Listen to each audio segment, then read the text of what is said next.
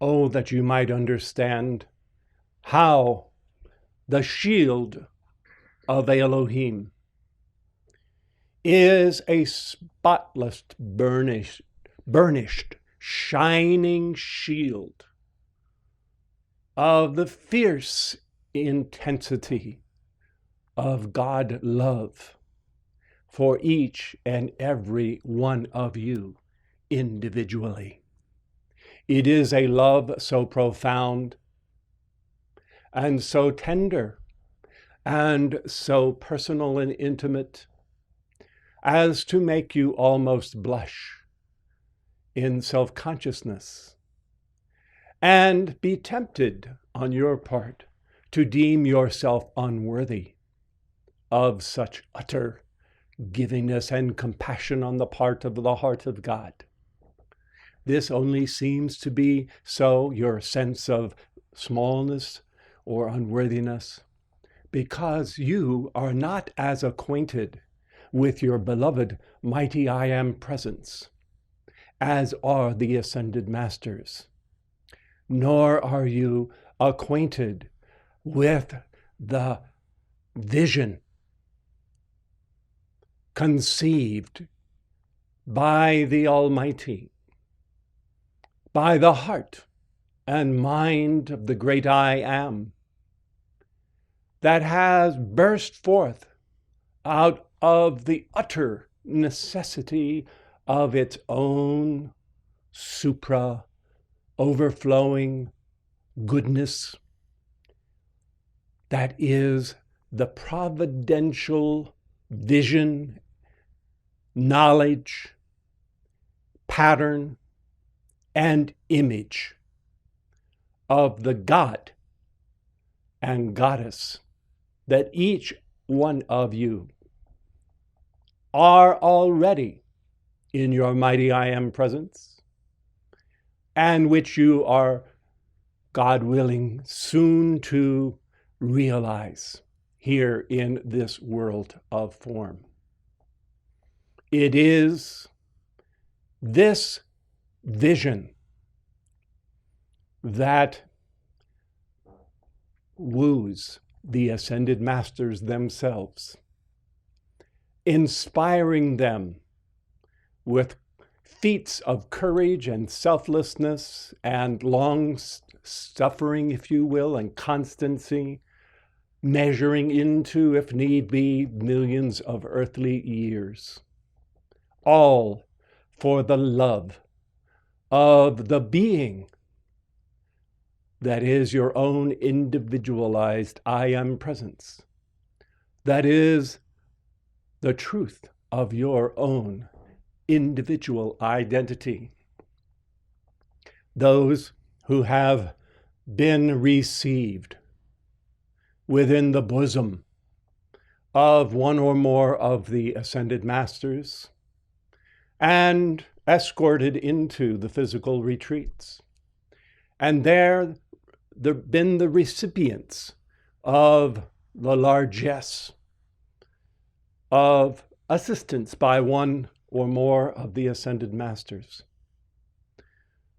tend to wish to almost fall over themselves, the unascended recipients, in the desire to express the boundless gratitude of their hearts for what they deem to be unmerited help. They always receive the same reply from the ascended masters, who just as quickly say back, "It is my privilege, or our supreme privilege, to be handmaidens of your own mighty I Am presence." And so it is. You think it is great to be in attendance at the birth of a newborn infant? Surely it is. But to render assistance, to tip the scales between not achieving the ascension and one achieving the final victory. What a supreme privilege. And that is how the ascended masters view it. For they are on the most intimate possible relation with your own individual mighty I Am presence. It is a oneness unspeakable. It is a giving and receiving that is a bond that has never been broken. Throughout the long earthly pilgrimage, that bond only grows stronger as time goes by. This vision that is so readily apparent to the ascended masters as they gaze upon the patterns of perfection of your own mighty I Am presence, unique patterns, by the way, that are exhibited by the electronic body of each one, signifies not only what that presence might have externalized thus far, but more importantly, there is, if you will, the record, the pattern of that which the Godhead,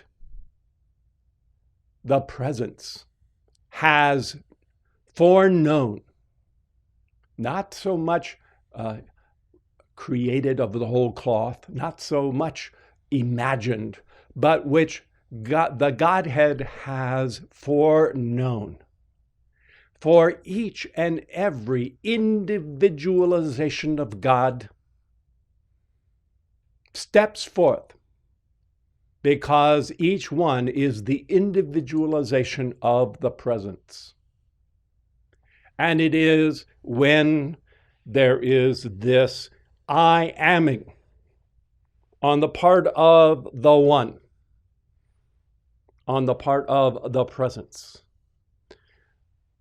the I aming during which the God, a very God, contemplates its own absolute nature as the one and the good, and registers that which it is as the highest, the El Elyon, the highest of the high, the most high. In that introspection or contemplation of its own limitless nature, it beholds the individualization of itself in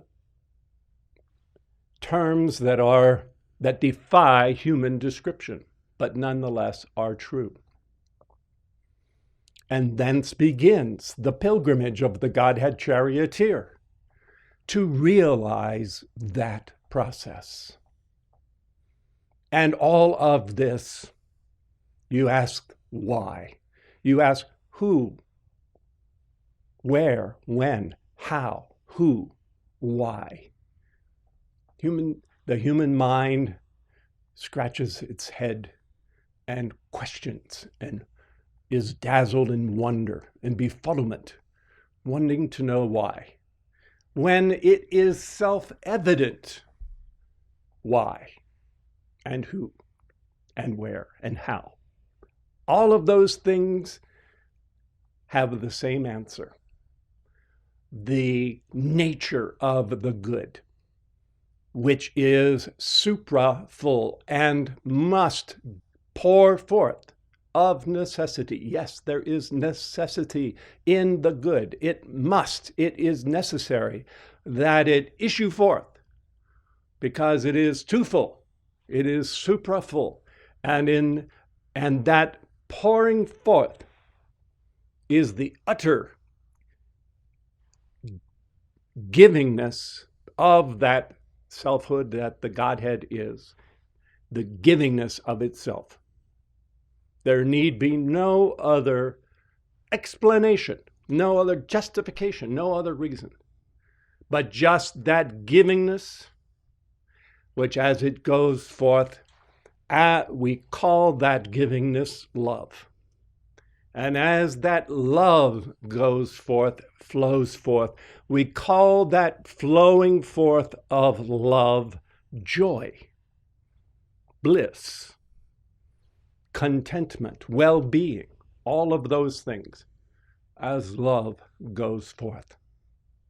Now, imagine not just one such Godhead charioteer, but imagine numberless life waves of such charioteers, all having the stamp of the master record of the contemplation of the Godhead about its own nature upon itself, issuing forth in regular tidal waves, life waves, outpourings of life waves going forth to conquer themselves and all of the forces of creation, striving to realize, actualize that pattern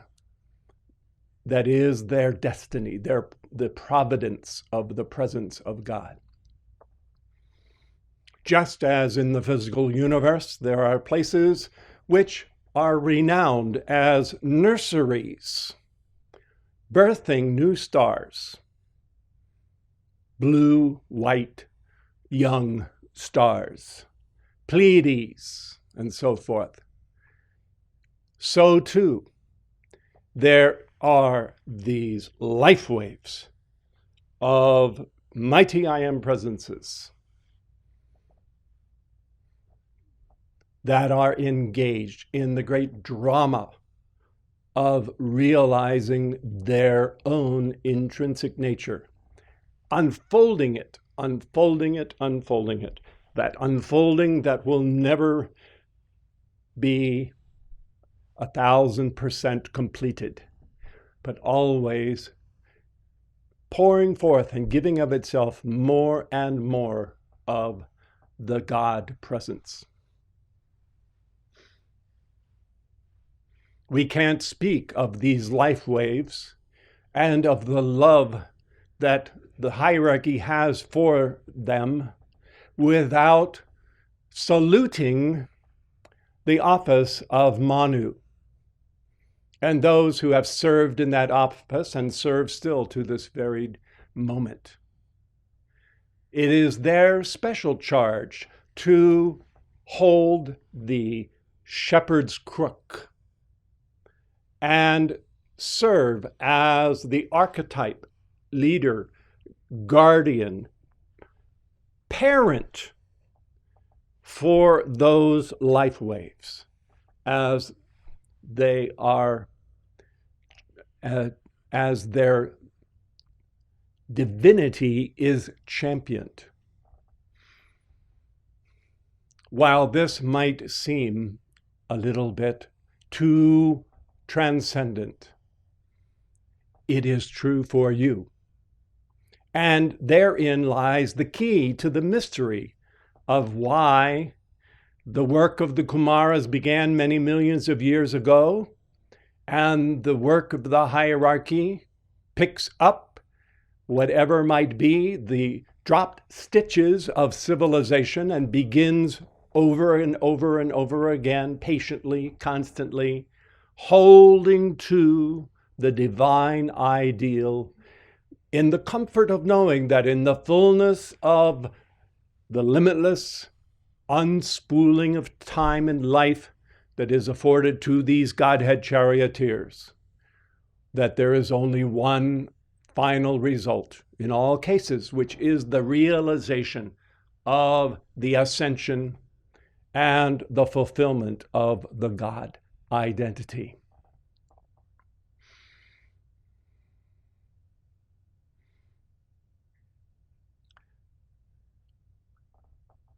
In one of his public embodiments, Kuthumi, embodied as Saint Francis of Assisi, testified, told the story of his own encounter, just as Saul, who became Paul, had his encounter with Jesus. So too, the young, gallant Francis of Assisi, not yet a saint, not yet the divine Pavellero, was out riding with his paladins, his peers, on their way to a recreational war, when the vision of the ascended Jesus barred his path and changed his life in the twinkling of an eye. What he has spoken of since is that in that moment, not only did he see Jesus and what Jesus was, but there was this lightning realization within himself. For in that he saw the destiny of every son and daughter of God, every so-called human being. He realized what was the calling and the future of what each and every one was intended to become.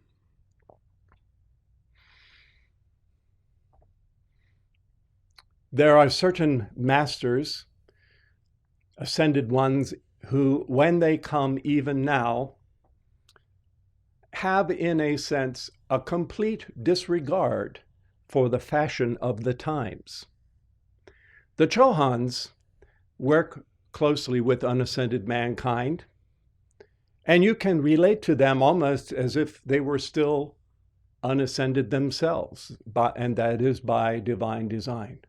But there are many, many others who, when they come, fly the colors of God individualized proudly, and are unabashed in setting the example of registering on the inner psyche of those who entertain their visitation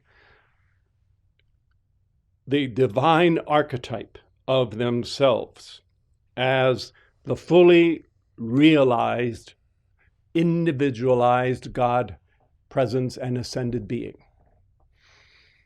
First and foremost, there comes to mind beloved Pallas Athena, who, when she comes, bears you can't trace back where or when she may have ever been an unascended lifestream in this world. I'm not saying she wasn't many civilizations ago, but no longer is there the slightest whiff of any of that about her carriage, about her stature, about the accoutrements that she comes with. She is unapologetically divine, celestial, magnificent. I suppose that comes from her close association with our own beloved Vesta. For she, the Pallas Athena, like the goddess of liberty, they serve in conjunction with beloved Vesta. These three and so very many others, feminine divinities and masculine divinities, have no real counterpart, no real analog with this earthly human existence, save the fact that they are individualizations and true beings. But they seem to be, and it is no wonder that when they did part the veil and lift select individuals into the inner electronic circle of the immediacy of their presence, that such ones would jump to the false conclusion that they were of a different order of beings than themselves. Of course, this is what Christians have done in the case of beloved Jesus. Put him on a pedestal to be worshipped from afar, but never identified with as the example that they themselves are called to realize fully.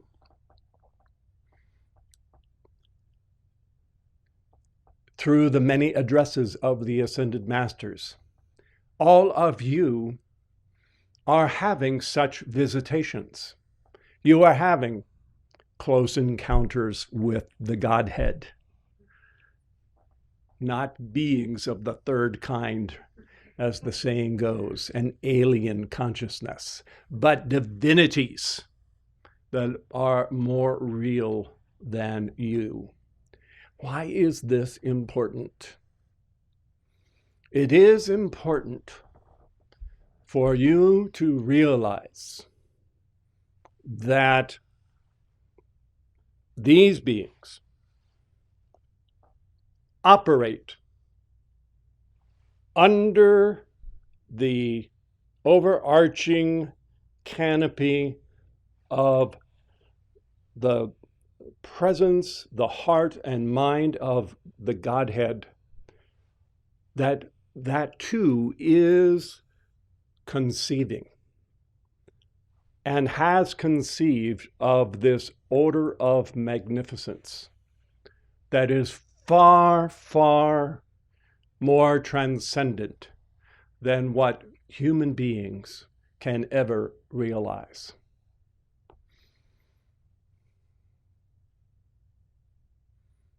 Taken in the collective, these many life waves issuing forth on their pilgrimage as Godhead charioteers, and stepping forth through the veil into embodiment.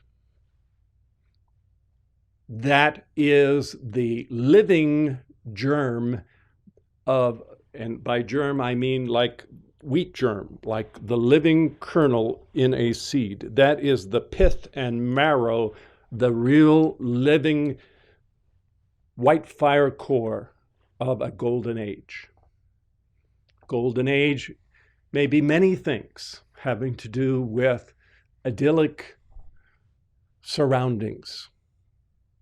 At its core, it is sons and daughters of God who have begun to outpicture the transcendent greatness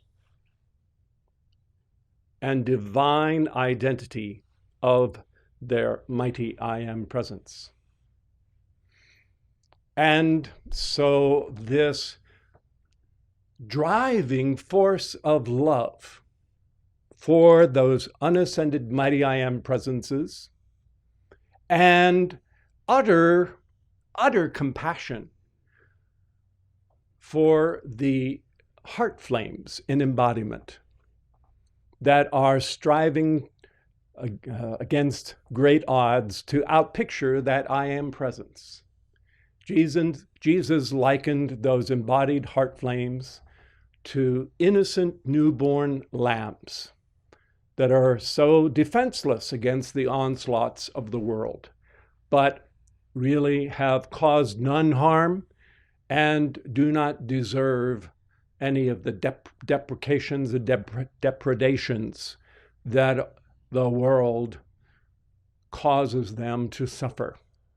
So there is this great compassion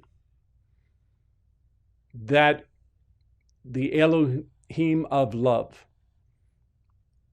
suffuse throughout all of the hierarchy and share with all of the compeers amongst the brother and sister Elohim. And this sourceless love that is its own source is the motor that keeps the drama of salvation for this world alive, and mass on a planetary scale presses through and seeks to produce the golden age of one for each of you and the dawning golden age of Saint Germain for and on behalf of the planet as a whole. Admittedly, this vision of what it means to be an ascended master or to be a divinity is not of this current age. It is it is nowhere to be found. When human beings use their own outer human minds, carnal minds, and they try to penetrate through to this image, like Icarus, their wings of their carnal minds melt before they ever reach the upper atmosphere. And they stumble and end up with the most dismal caricatures of the ascended masters. Interesting to note how we are supposedly a very scientific world, a scientific age, an age which is doubtful of God and truth in the inner realms. Yet for all of that, much merchandise is made, furnishing a counterfeit to the ascended masters. In the whole comic book, cartoonish caricature of so-called super villains and heroes, which essentially have the same foibles as other human beings. The only difference is that in some cases they are presumably immortal.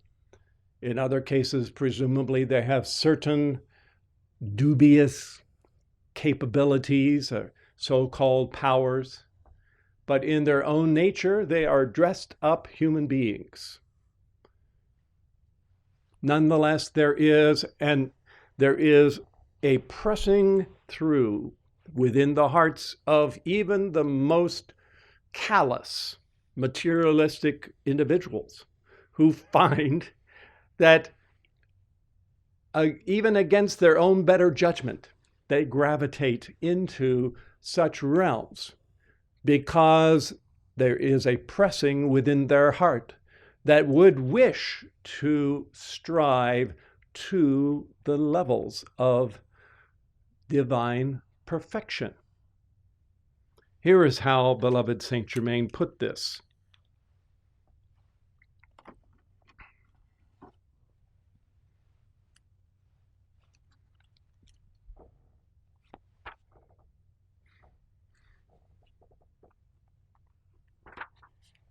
The electronic body of every individual remains eternally youthful, beautiful, strong, perfect, free from every possible limitation. Utilizing this body, individuals can and do function wherever they choose throughout the universe. For within that electronic body, there are no barriers of time, place, space, or limited condition. The pressure, the innate desire for this perfect condition is an innate idea and ideal that cannot be suppressed within the entire human race. And it always has been. That is how throughout all of the legends, the myths, the fairy tales that have ever been told upon this world, there are still stories and traditions of perfected beings, beings who are truly immortal, in this case, all wise, certainly eternally youthful and transcendentally beautiful. Such stories have a cause. They have a seed idea from which they have been derived. And that is the eternal truth of being, of the mighty I Am presence, which is carried forward from age to age by the ascended masters, in some cases, so that this transcendent ideal may always be held before the outer consciousness and mind of the race of man. What is this ideal? He calls it here the master record on which mankind have been modeled in the beginning. The image and likeness of God, the mighty I Am presence. Every individualization of God is modeled on the great I Am, the God of very gods. And the joy in life for all ascended masters and cosmic beings is that no matter how much of the mighty I Am presence, of the great I Am, that they ever unfold and give expression to, they will never complete the task. You wouldn't wish to. There is always more to be unfolded, because only the presence ultimately is that presence.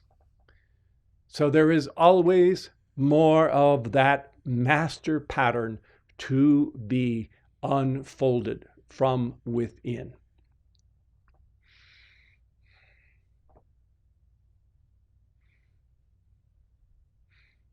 One of the great assignments of the ascended masters, then, one of their great services to you, is to be like the traveling poets and troubadours of the Middle Ages, or the mystics in the time, the Orphics in the time of the Bronze Age and other ages, to sing the praises, to sing the musings of the mind of God, and to hold up these facets, these patterns of that which God is for all mankind to aspire to. It is certainly one of the major parts of the Great Commission, that burden of light, which all torchbearers gratefully and lovingly and joyously shoulder, to extol this pattern of perfection as the ideal that can be realized. Think about how it is that most of the world religions tear down that image. Christianity included, makes it a sacrilege to even contemplate such a possibility. Others deny the existence of God.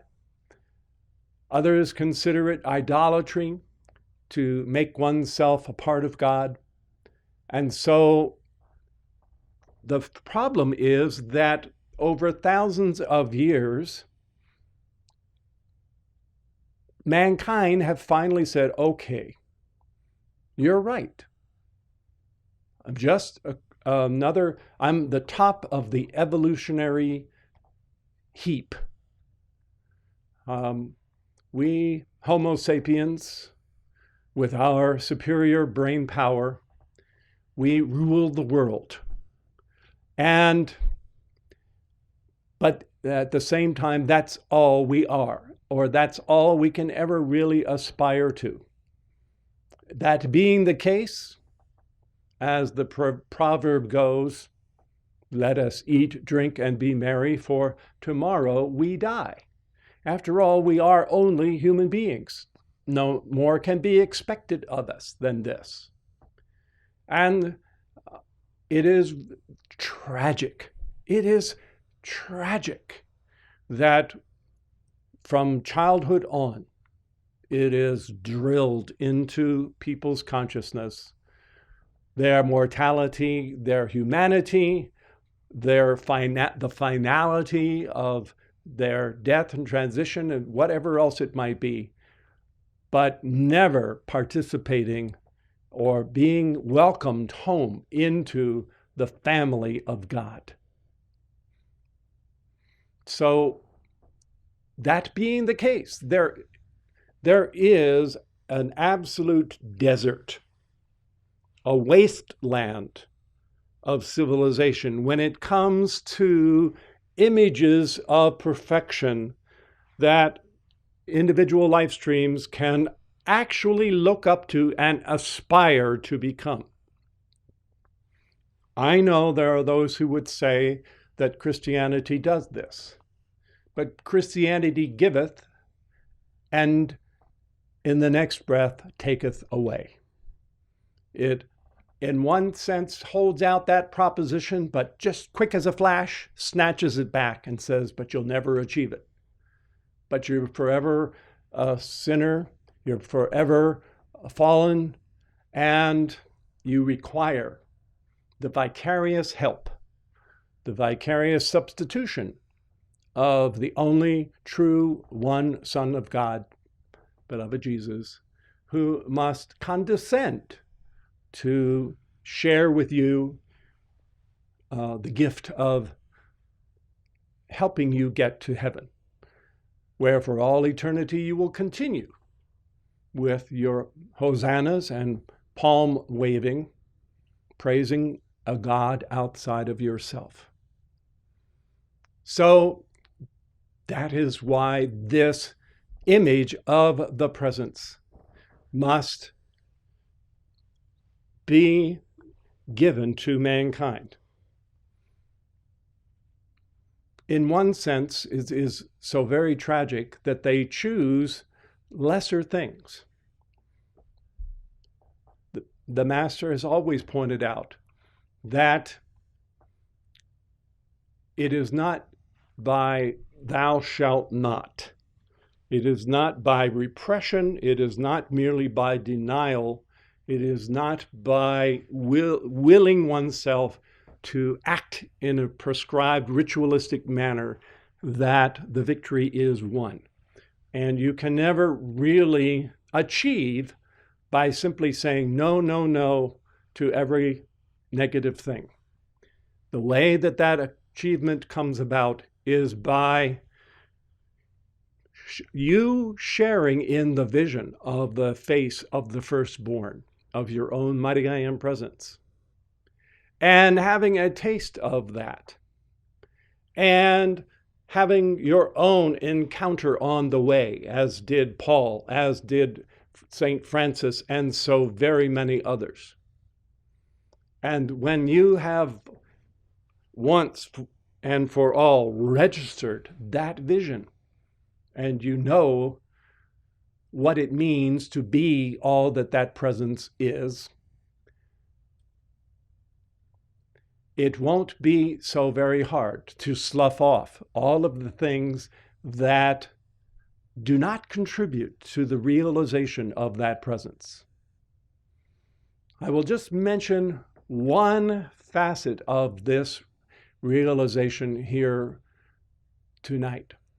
Something that has been one of the greatest achievements of the Brotherhood of Light, won especially by beloved Saint Germain in one of his earlier embodiments, when he described what it means to be God individualized, what it means to, as you now, as ascended master students in the temple, are beginning to come to understand, the presence is the one. The presence is the good.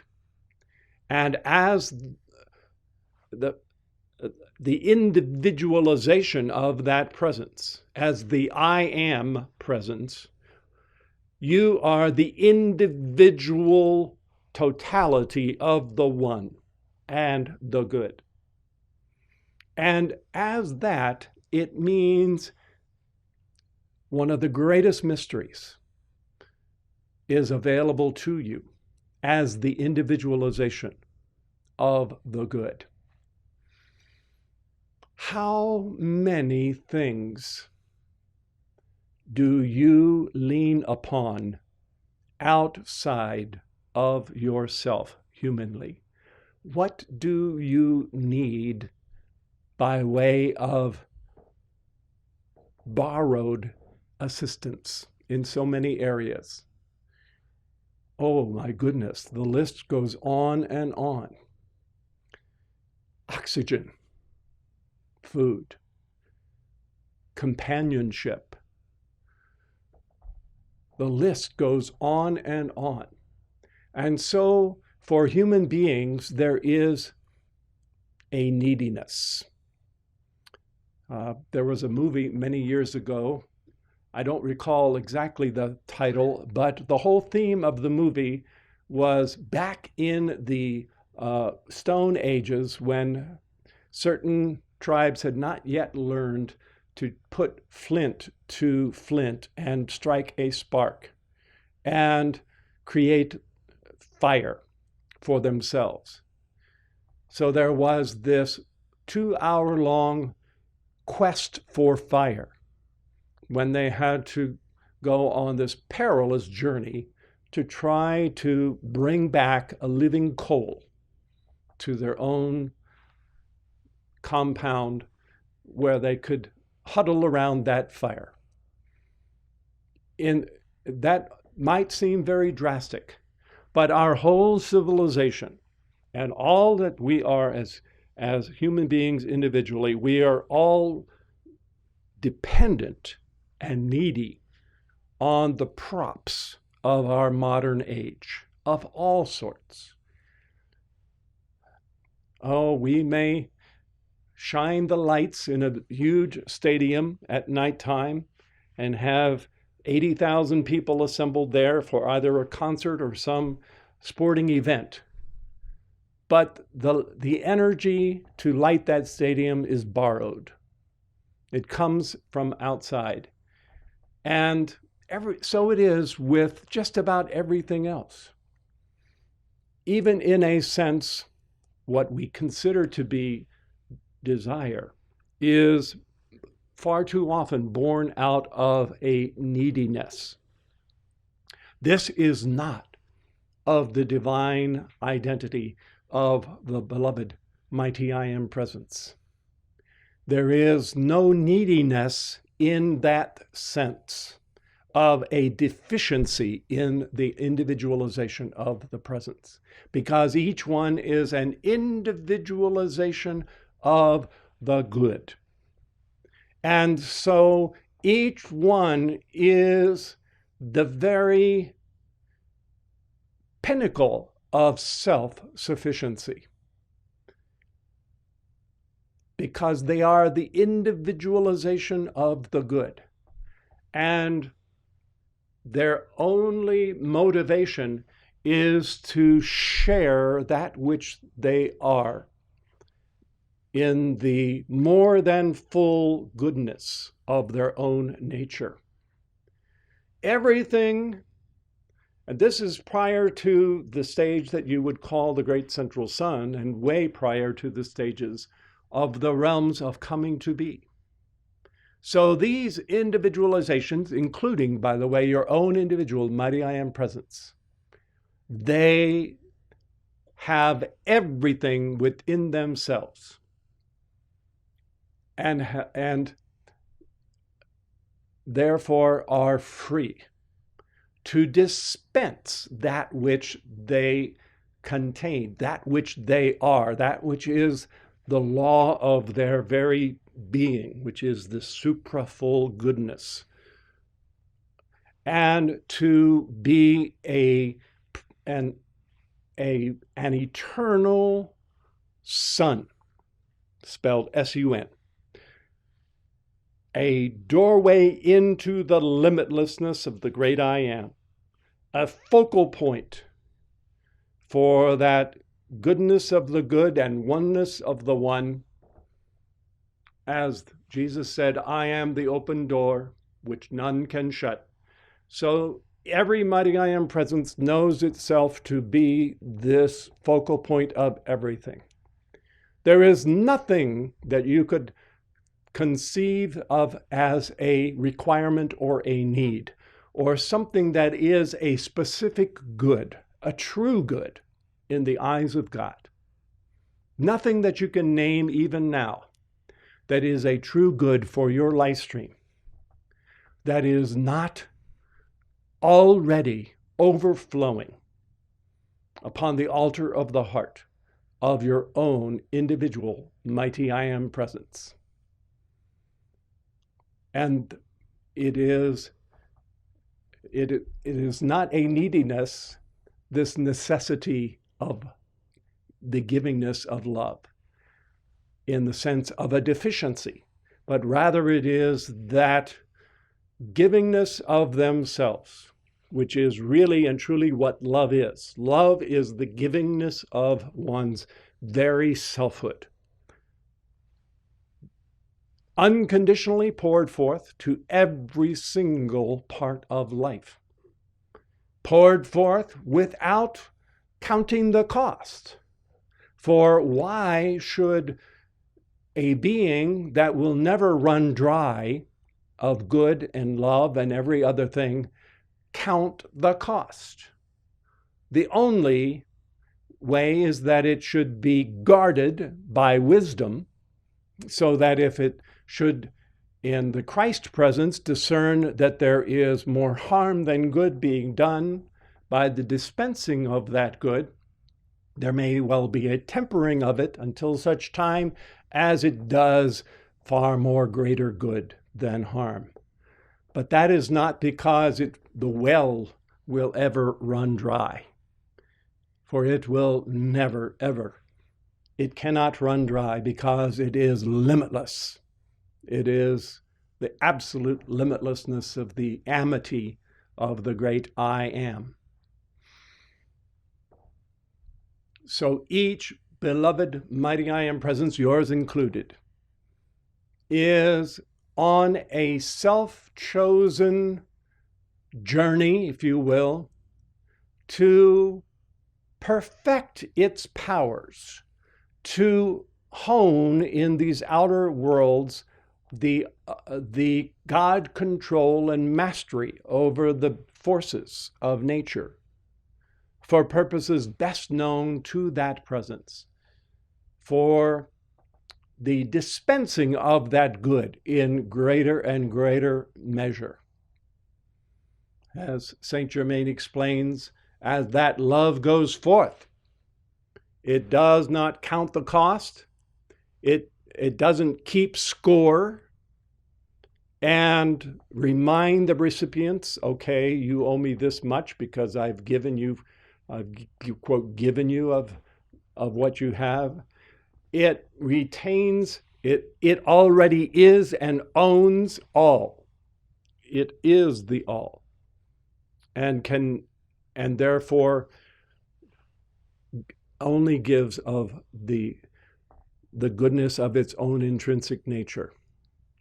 And furthermore, at that level, holds to the law of its being, of pouring forth that love unconditionally, so in such a way that there is never a backlash or repercussion of anything less than what that perfection of God love is going forth. It goes and goes and goes and goes and goes and continues to go forth at that level of the mighty I Am presence. And a number of the injunctions of beloved Jesus, which might have seemed to be counterintuitive when they were spoken, especially in the Sermon on the Mount, they were in order to encourage his disciples and those followers to emulate their mighty I am presence. When he says such things as turn the other cheek. If someone asks for your cloak, give him your coat as well. God makes his sun to shine and rain upon the just and the unjust. Love thine enemies. Don't be yourself disfigured. Don't be provoked. Don't go outside of your own nature as the outpouring of good and love and eternal being, but continue to be that. That is what that Sermon on the Mount was encouraging everyone to emulate, because that is the nature of the mighty I am presence. And it is the great drama that is ongoing with the brotherhood of light, who is working with the mankind of earth and seeking to lift the heart and attention and aspiration and the imagination of the race of man to behold this divine master record of their own mighty I am presence, not only as it is in the portrait of the presence where you have the unascended lifestream, but also within that master record, there is this day star of destiny, which if you look at it, it is the picture of the ascended master, already ascended, the ascended master to be, if you will, having achieved, having been victorious. It would be the picture of the cosmic being beyond the ascended master. All of that is there in that day star of destiny. And when the mighty I am presence of the Godhead charioteers elected to descend into this world, it gave that immortal fiat a cosmic command that it would fulfill that engram of that master record, that even as it was sending forth its own heart flame into embodiment, it would call home and return home as that victorious ascended master. So that is that day star of destiny, which in the embodiment, when there is a candidate for the ascension, that fiery engram as the Star of Bethlehem comes down with the incarnating life stream, shines throughout that embodiment as that promise and that pattern of perfection to be fulfilled in the victory of the ascension. For everyone, there is that day star. It is either contained within the causal body until that final embodiment, or it is like the Bethlehem day star shining through the ethers of the four lower bodies toward that inevitable goal of the ascension. In years past,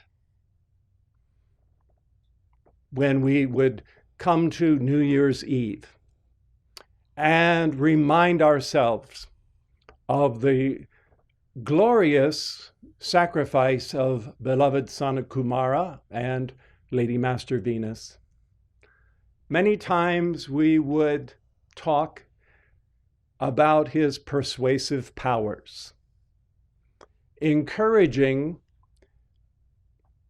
the unascended guardians of other systems who had already achieved a certain unfoldment of their mastery to join with he and the other Kumaras in the work of the salvation of a world. And almost somewhat tongue-in-cheek, there was the unspoken implication that perhaps he didn't tell the whole story of what it would be like once you were in embodiment and found yourself toe to toe with all of the conditions of this world. He left that part of the story out when he was having his Marine or Army or Navy enlistment post. In fact, just as is always the case, it really did not begin with Sanat Kumara. For all of those adepts were able to gaze upon the life waves of, as the Manus do, the mighty I Am presences of unascended mankind en masse. And to look upon an unascended I Am presence is to be in love with that presence. To look upon that presence is to wish to perform whatever service to life can be rendered that presence. And this is the mystery that Saint Germain has explained to all of you, which is a formula that all of the Brotherhood applies. He's pointed out that if you have a problem with your neighbor, your co-worker, someone in your family, and you have this idea that the noxious expression of their outer human self is something that you have to condone, that you have to love that outer misqualification, that outer appearance, Saint Germain has pointed out that you are under no obligation to suffer the slings and arrows of outrageous fortune in that sense. Not that you're going to be reactive or retributive, but you do not enter into sympathy or, as it were, a blessing, a condescension upon that which is less than perfection. Your gaze is not focused on the mortal. Your gaze is focused on the I Am presence of that life stream. That will draw forth the love of your heart inexorably. It won't require any mustering of that love on your part. It will be there spontaneously because every presence is adorable. Every presence is awe-inspiring, statuesque, great, transcendent, magnificent to behold, breathtaking to realize what each presence is destined to become.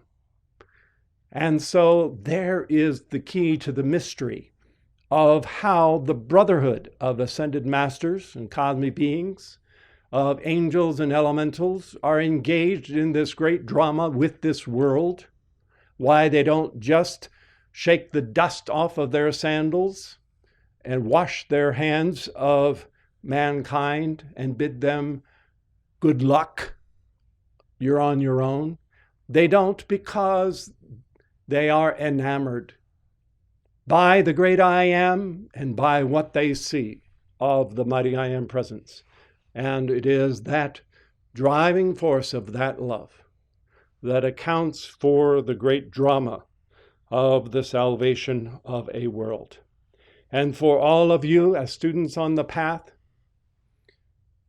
it holds the key for the mystery of how you never tucker out with this work, how it never is boring or the same, how it never pales on your consciousness, how you never feel as if you need to go looking for greener pastures somewhere else, because there is this watering of your own heart with love for those ascended, those mighty I Am presences and those glorious ascended beings that are to unfold and achieve that victory.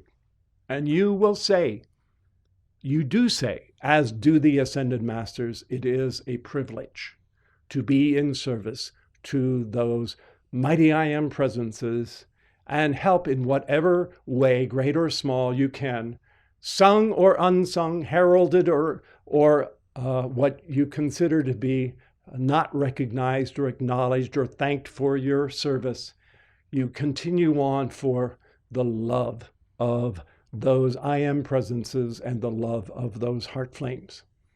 And in so doing, you are expanding the very qualities of your mighty I am presence. You are giving of yourself, not only in the third of the 7 rays, but certainly the third of the 5 secret rays, the mystery of glorious sacrifice.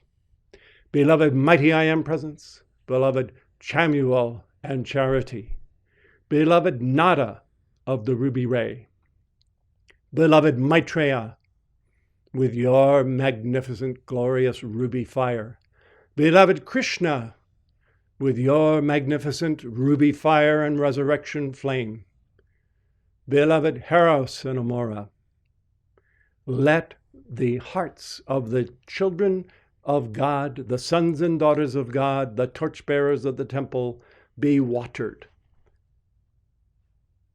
renewed, uplifted with the source of the wellspring of the Godhead charioteer of their own mighty I am presence, as it too is the open door to the individualization of God good in all of life. We thank you and we accept it done.